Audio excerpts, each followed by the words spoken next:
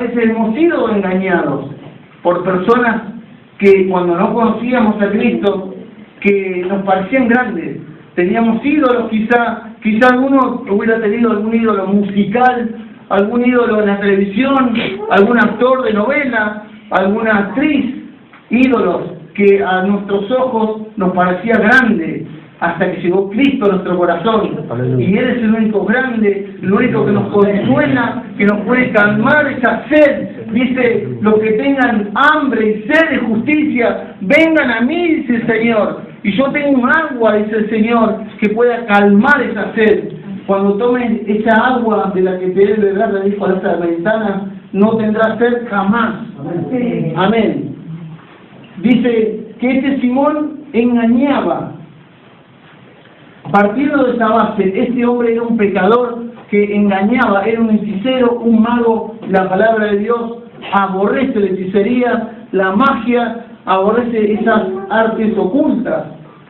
Y quizás alguno que diga, sí, alguna vez jugué un numerito, me hice adivinar la suerte, quizás alguno pueda decir, fue un curandero. Esas cosas Dios las aborrece, porque la palabra lo dice, que nos alejemos de adivinación, de hechicería, de magia, de ese tipo de cosas que no conviene, que no son de Dios.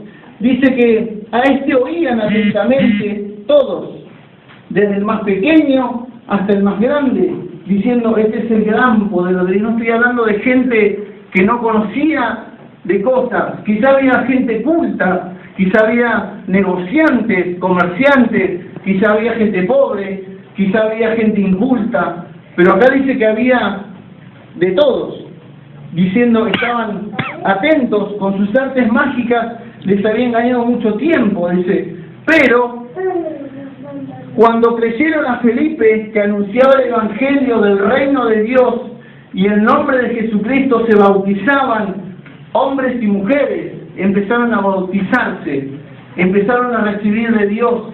Se bautizaban en agua, dice la palabra.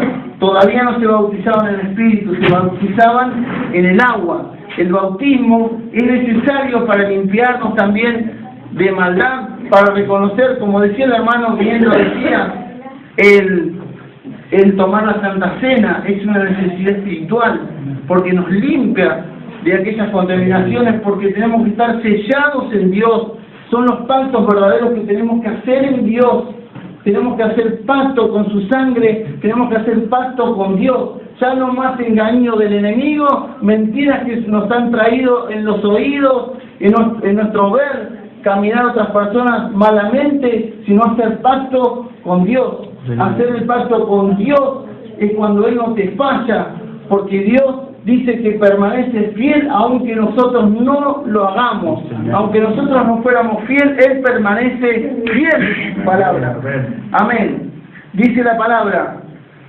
Pero cuando creyeron a Felipe, que anunciaba el Evangelio del reino de Dios, y en nombre de Jesucristo, se bautizaban hombres y mujeres. Y miren lo que pasó. También creyó Simón mismo, y habiéndose bautizado, estaba siempre con Felipe. Se bautizó, creyó, levantó las manos, quizás lo ministraron, creyó y fue bautizado. O sea, que se convirtió al Señor. El brujo, el hechicero, el mago, se convirtió al Señor. Y no solamente ese, siguió a Felipe, dice la palabra.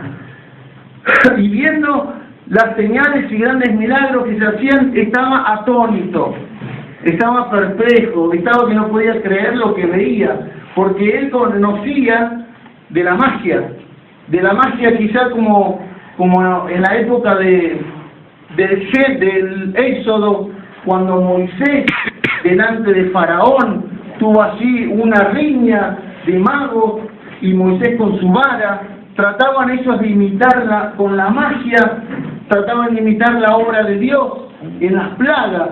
Muchos saben de lo que estoy hablando. Ese tipo de magia que engañó a la gente tanto tiempo, pero que aún todavía engaña a las personas. A eso queremos reflexionar, que todavía hay ese tipo de engaño. Todavía yo abro, por ejemplo, para ver algunas noticias, me aparece tarot, me aparece parapsicólogo, no sé qué, vidente, no sé si tiene 2 dientes o qué es lo que hace el hombre, pero ese tipo de cosas todavía aparece en nuestra vida.